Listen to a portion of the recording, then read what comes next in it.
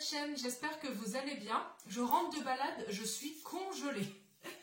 Aujourd'hui, j'avais envie de vous présenter du tofu. Je vais faire plusieurs vidéos comme ça au fur et à mesure de mes achats pour vous présenter des produits vegan, bio ou pas bio d'ailleurs, parce que c'est des choses que je trouve intéressantes de savoir un petit peu à quoi s'attendre. C'est des produits qui sont un petit peu coûteux dans l'alimentation, donc moi j'aime bien quand même savoir un peu à quoi m'attendre avant d'investir dans ce genre de produits.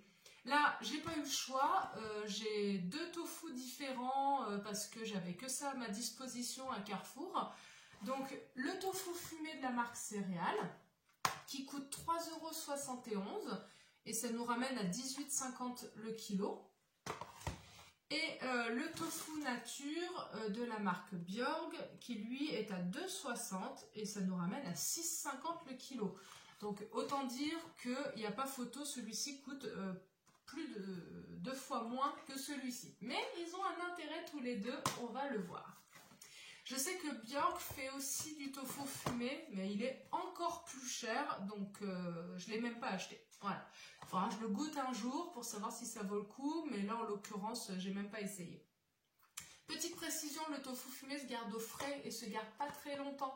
Là, ça fait 1 mois et je vois qu'il est déjà périmé. Alors, je vais le manger quand même, mais du coup, voilà, c'est vrai que c'est un peu intéressant à savoir de ne pas en acheter trop d'un coup parce que ça se garde pas très longtemps.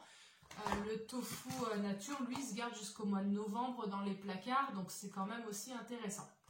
Vous commencez déjà à sentir vers lequel je me dirige. On va passer sur la table et je vais vous les présenter d'un peu plus près. À tout de suite.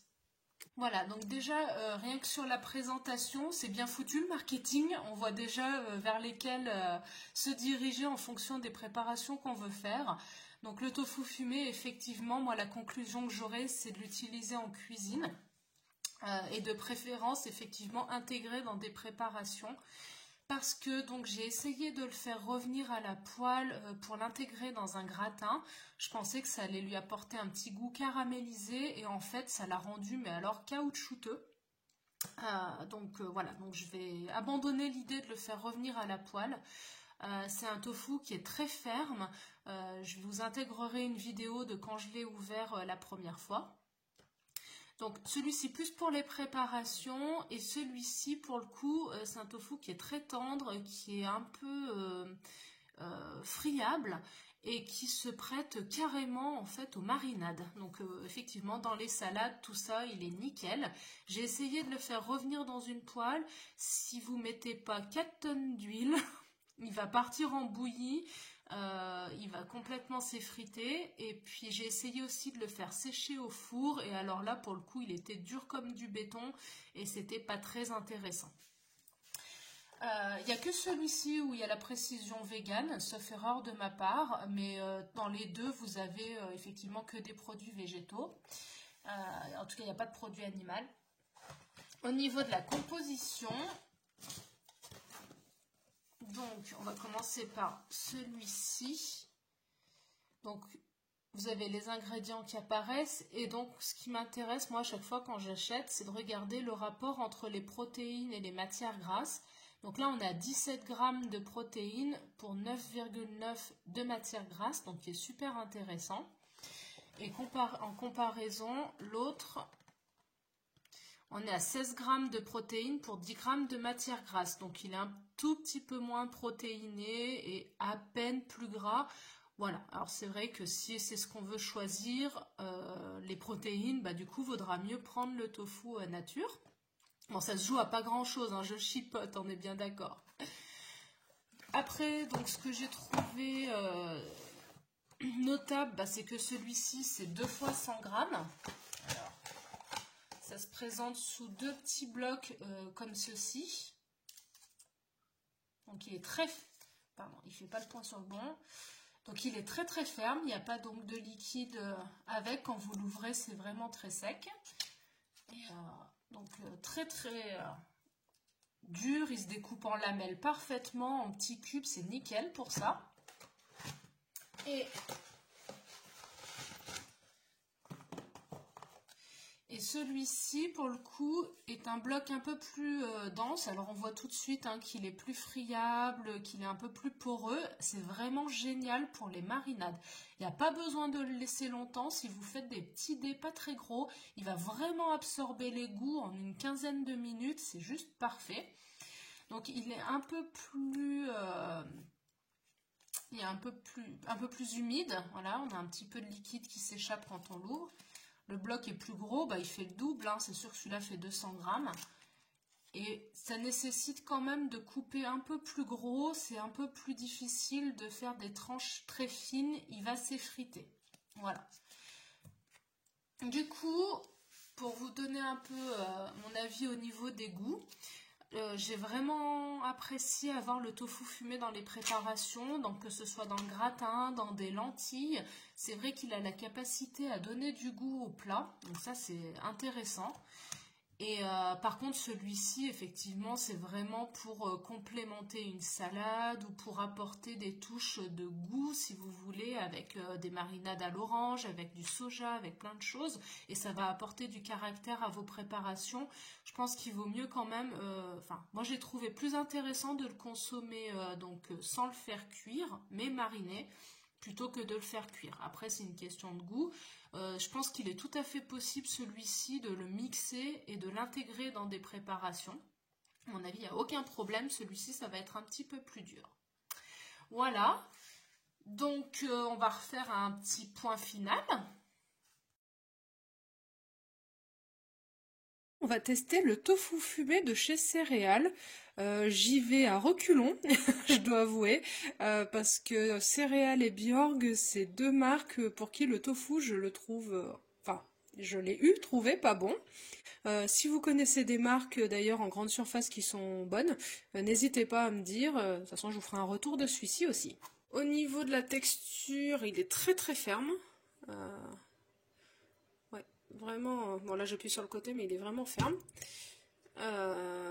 Au niveau du fumé, quand on se lèche les doigts, ça a vraiment le goût du fumé, il n'y a pas mensonge. Et puis bah, on va en goûter un petit bout quand même cru pour voir ce que ça donne.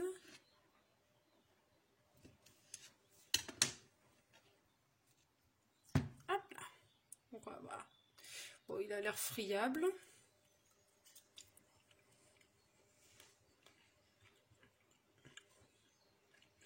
Ouais. C'est... Bon, la texture est sympa. Par contre, l'intérieur est insipide. Et heureusement qu'il y a le fumé dehors, donc je confirme, c'est la marque Céréales, je crois que j'aime pas.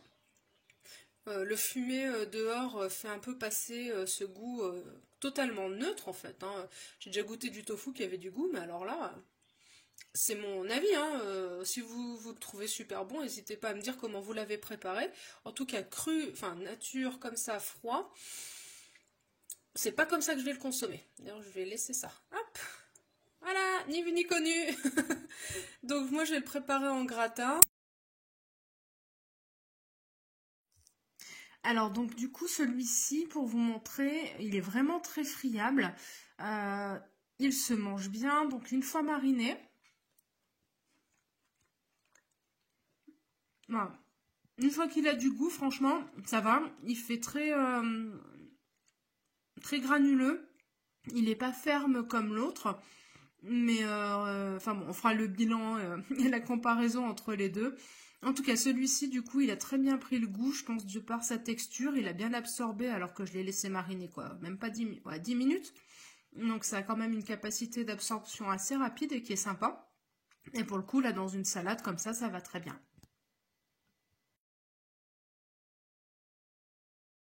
Donc, en conclusion, parce qu'il n'y a pas besoin d'épiloguer pendant des heures, il y a un intérêt pour les deux, vraiment, en fonction de ce que vous voulez cuisiner.